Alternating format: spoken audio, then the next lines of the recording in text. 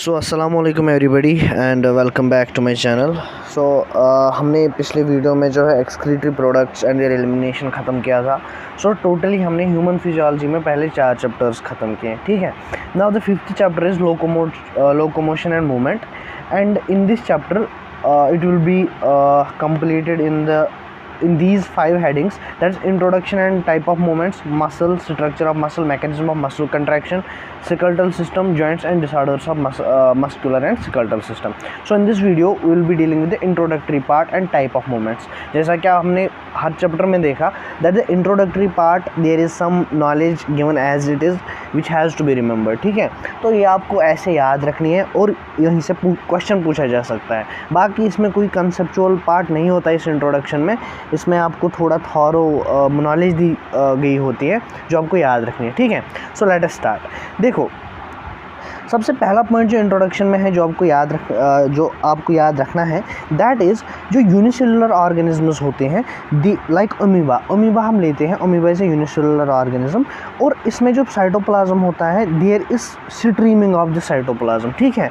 और ये जो स्ट्रीमिंग ऑफ साइटोप्लाज्म है यूनिसेलुलर ऑर्गेनिजम्स में, फॉर एग्जांपल अमीबा में, this is the simple form of growth, ठीक है। तो अगर आपको क्वेश्चन पूछेगा कोई कि simple form of growth, simple form of movement क्या होती है, you will tell him that it is a streaming of cytoplasm in unicellular organisms, ठीक है। Now the next thing which is, ये पूछा नहीं जाएगा बट आपको समझ में होनी चाहिए, what is the difference between locomotion and movement आपको पता ही है that when we move our body part it is called as movement, but if that movement leads to change in the location, मतलब अगर आप जो मूवमेंट कर रहे हो बॉडी में, अगर उसकी वजह से आपकी पोजीशन चेंज हो रही है, आप एक पोजीशन से दूसरी पोजीशन में जा रहे हो, that is called locomotion. That is movement resulting change in place or location, this is called locomotion. For example, walking, running, climbing, flying and swimming, ठीक है। Now there are 2 points जो बहुत बार अगर आप प्रीवियस ईयर पेपर्स देखोगे, आप देखोगे ये 2 क्वेश्चंस बार बार पूछे गए हैं। दैट इज़ जो पैरामीशियम होता है, पैरामीशियम में सीलिया होता है, और इस सीलिया का काम क्या होता है, एक तो लोकोमोशन होती है, and over locomotion its function is movement of food through cytopharynx. तो जब आप बायोलॉजिकल क्लासिफिकेशन पढ़ोगे वहाँ पे आप पैरामीशियम पढ़ोगे, और पैरामीशियम में पढ़ोगे वहाँ पे साइटोफेरिंग्स होता है। तो ये जो पैरामीशियम होता है इसमें सीलिया होता है, और ये सीलिया का काम एक तो लोकोमोशन होता है और दूसरा movement of food through cytopharynx. Now the second point जो आपको याद रखना है, दैट इज़ इन हाइड्रा में टेंटैकल्स होते हैं, और इन टेंटैकल्स का काम क्या होता है, एक लोकोमोशन और दूसरा कैप्चरिंग ऑफ प्रे। तो आपने यहाँ पे 2 हाई यील्ड पॉइंट्स याद रखने हैं। एक पहला दैट इज़ पैरामीशियम में सीलिया होता है, और सीलिया का काम एक तो लोकोमोशन होता है, दूसरा movement of food through cytopharynx. Similarly in Hydra there are tentacles, और टेंटैकल्स का फंक्शन क्या होता है, locomotion and capturing prey. Now let's take our example, जो हमारी लिम्ब्स होती है, हमें लिम्ब्स होती हैं, ये एक तो लोकोमोशन के लिए भी हम यूज़ करते हैं and changing the posture of the body, ठीक है। अब ये जो डिफरेंट ऑर्गेनिजम्स हैं, डिफरेंट एनिमल्स हैं, they use different methods of locomotion, ठीक है। And the method of locomotion performed by animals it varies with habitat, demand of situation, ठीक है। तो ये ऐसे ही हैं, इसमें कोई बड़ी बात नहीं है समझने वाली। तो ये आपको ऐसे याद रखना है कि सीलिया किस में होता है, टेंटैकल्स किस में होते हैं, और उनका काम क्या होता है पर्टिकुलर, ठीक है। Now this was a question in one of the test series जो मैंने दी थी, दैट लोकोमोशन किन किन चीज़ों के लिए नहीं, वहाँ पे क्वेश्चन था which one of the following is not the reason for locomotion. तो ये आपको याद रखें, ये मतलब आपको याद ही होगा, एक आप समझने वाली बात है कि food shelter mate, suitable breeding grounds, favourable climate, या एनिमीज़ या प्रेडेटर से एस्केप के लिए हम एनिमल्स लोकोमोशन करते हैं, ठीक है। Now that completes our introductory part, और वहाँ पे जो वो 3-4 पॉइंट्स हैं वो आप याद कर लेना ऐसे ही। Now comes the first organised part of this chapter, that is type of movements, ठीक है। नाउ बिफोर स्टार्टिंग दिस, आपको एक चीज़ याद रखनी है कि जो ह्यूमन बॉडी में सेल्स होती है, they exhibit 3 types of movements. So जितनी भी सेल्स हमारी बॉडी में हैं, जनरली वो उनकी मूवमेंट जो है that is classified into 3 types, that is amoeboid movement, ciliary movement and muscular movement. अगर आपको सिर्फ नाम याद रखना है, there is a little mnemonic for it, MAC, that is muscular, amoeboid and ciliary. So in human body, cells of human body exhibit 3 main types of movements, namely amoeboid, ciliary and muscular. अब हम देखेंगे पहले amoeboid movement. जो amoeboid movement होती है, it is achieved by cytoskeletal elements. आपको cytoskeletal में पता होगा, देयर आर माइक्रोट्यूब्यूल्स, माइक्रोफिलामेंट्स, ठीक है।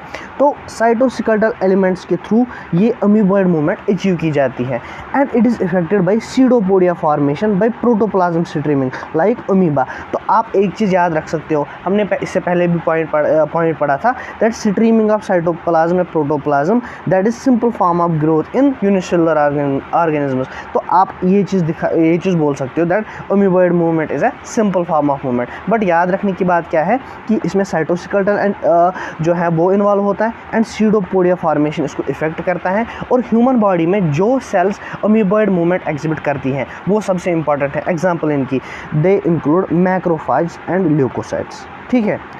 तो ये हो गए हमारी amoeboid movement. Now coming on to the ciliary movement, it involves coordinated movement of the सीलिया।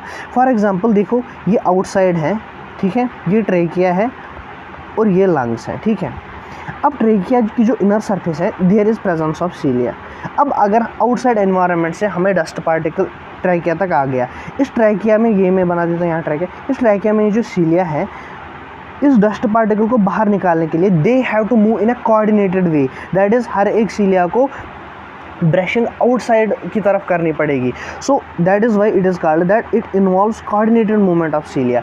इसकी एग्जांपल अगर देखोगे तो first example is removal of dust और and foreign substances in the trachea. Second, and it is very important, the passage of ova through female reproductive tract, ठीक है। And the third is the internal tubular organs lined by ciliary epithelium.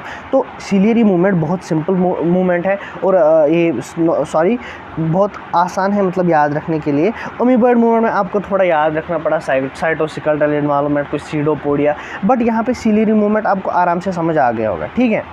Now the third type of movement and the most familiar movement जो जिससे आप familiar होंगे, that is the muscular type and what it involves contractile property of muscles and it is effectively used in locomotion and other movements. तो ये effectively, अगर आपको ऐसा question आएगा that what form of movement is effectively used in locomotion and other movements, तो आप बोलोगे it's the muscular movement. Example तो आपको पता ही होगा इसकी, मूवमेंट ऑफ आवर लिम्स, जाज, टंग etcetera and humans and most of the multicellular organisms exhibit this muscular form of movement.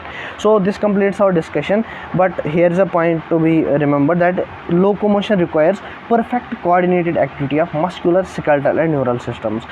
तो आपको ये याद रखना है कि लोकोमोशन के लिए there must be coordination of muscular system, skeletal system and neural system. So this completes our first topic. I hope आपको समझ आ गया होगा एंड इसमें ज़्यादा समझने की बात नहीं थी इस वाले पार्ट में, तो आपको ये याद रखना है एंड इसी से क्वेश्चन पूछा जाएगा अगर इस टॉपिक से पूछना हो तो। Best of luck, keep supporting us, keep subscribing the channel and sharing the videos to your friends. So best of luck, study hard, Allah Hafiz.